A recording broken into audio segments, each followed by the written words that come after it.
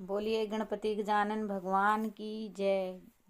विनायक भगवान की जय। श्री राधे श्री राधे राधे राधे। आज हम तिलकोट व्रत कथा को कहेंगे।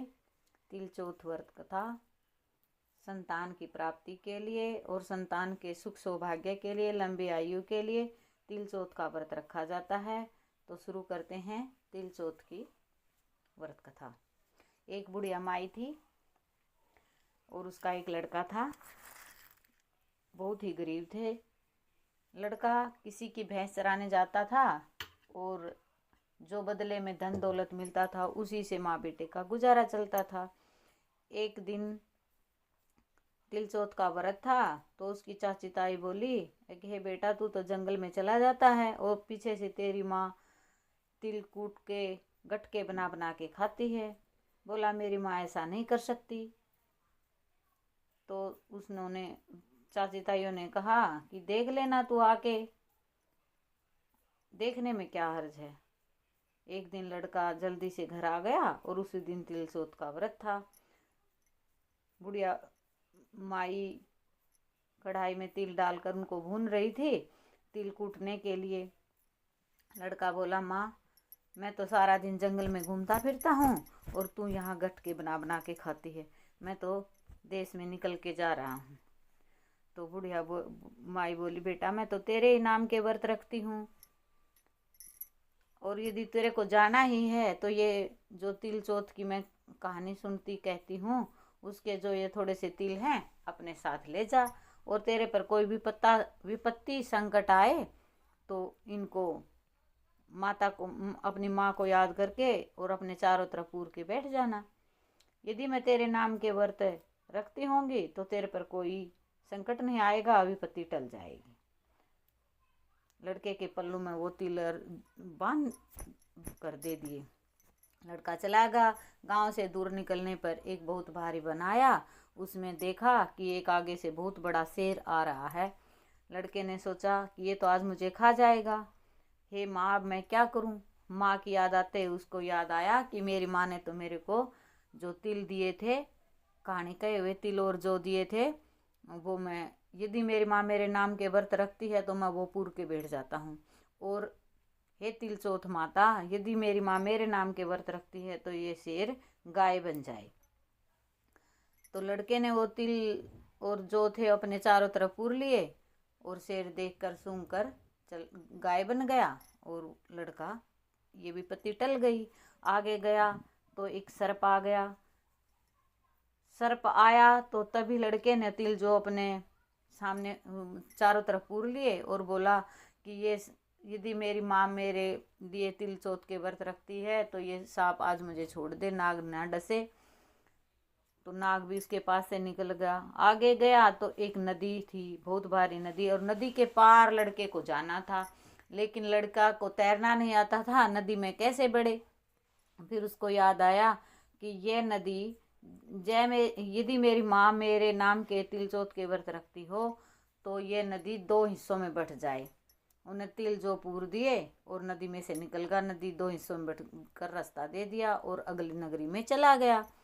वहाँ पर गया तो क्या देखा कि एक बुढ़िया थी, वो रोती जाए पूड़े उतारती जाए, रोती जाए पूड़े उतारती जाए। लड़का बोला, हे बुढ़िया माई, शादी भी और गमी भी, ये दोनों बातें कैसे।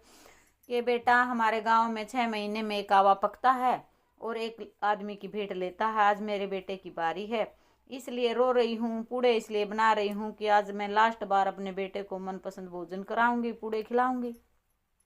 लड़का बोला, हे बुढ़िया माई, यदि तू मेरे को ये पूड़े खिला दे पेट भर तो मैं तुम्हारे लड़के के बदले में मैं चला जाऊं। बोली, बेटा पूड़े तो तू पेट भर के खा ले, कौन किसी की आई में जाता है। नु बोला, ना बुढ़िया माई मैं चला जाऊंगा। वो चला गया, आवे में बिठा दिया तिल जो पूर के और आवे में बैठ गया और बोला कि हे सकटचौथ माता, यदि मेरी माँ मेरे नाम के व्रत रखती हो तो यह अग्नि आज मुझे जलाए नहीं, मैं जीवित बच जाऊं। बैठ गया, आवे में अग्नि लगा दी।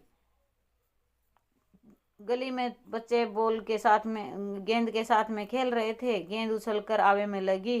तीसरे दिन आवे में टनक देसी आवाज आई। भागे भागे बोले गए कि आवाज आवे में से तो कुछ आवाज आती है। तो राजा को कुछ मतलब जरूरी है, कोई कापनी कुपनी चहन लागी, चुगड़ा कापनी कोई भी हो, कोई कुलिया वगैरह, तो कुछ किस चीज की जरूरत थी राजा को, वो निकालने के लिए उसने सैनिकों को भेजा। तो वो निकालने लगे तो अंदर से आवाज आई, धीरे धीरे देख के भाई। सैनिक तो डर कर भाग गए, अब इसमें से कोई भूत प्रेत दानव है। राजा को बुला कर लाए। राजा तलवार तान के खड़ा हो गया, बोला भी कौन है बाहर आ। वो बोला मैं तो वही बुढ़िया का बेटा हूँ जो इसमें आवे में बिठा था।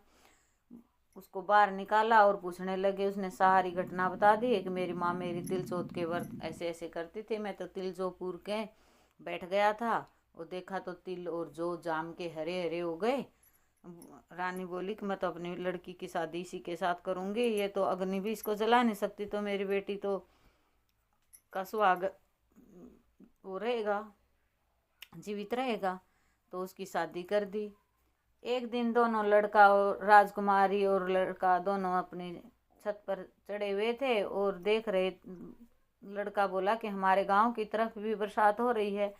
राजकुमारी बोली कि तुम्हारे गांव की, तुम्हारा भी गांव है? बोला हाँ गांव है, मेरी माँ है, खेत है, सब कुछ है, घर बार है। तो आप बोले क्यों ना तुम अपने घर क्यों नहीं चलते, यहाँ पर क्यों हो?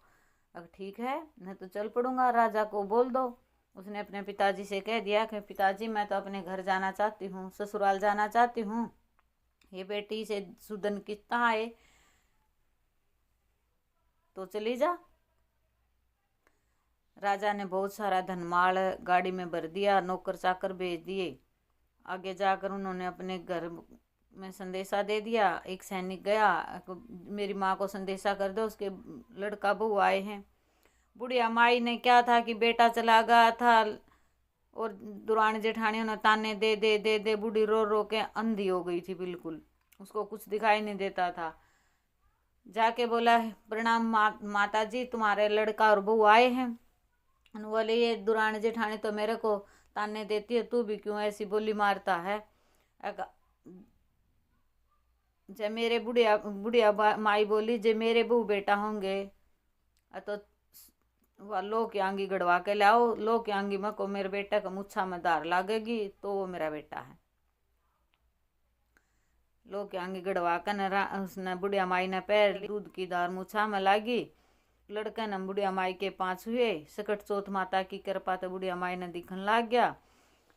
हे माँ मैं तो सिखाया, मेरी चाची ताया ने सिखा दिया था, इसलिए मैं चला गया था। हे सकट चौथ माता, बुढ़िया माई ने इसी पहले इसकी सेनाएं पाछा इसी सब नाए आइयो। बुढ़िया माई और बेटा बहू साथ में रहने लगे, सब क्या के ठाठ लागे, बेटे हो गए पोते हो गए। जय तिल चौथ माता। बुढ़िया माई ने इसी पहले ऐसी किसी नाए पाछा ये सब नाए सुन धन गण धन उकारे बरधन। जय मेरी सकट चौथ माता।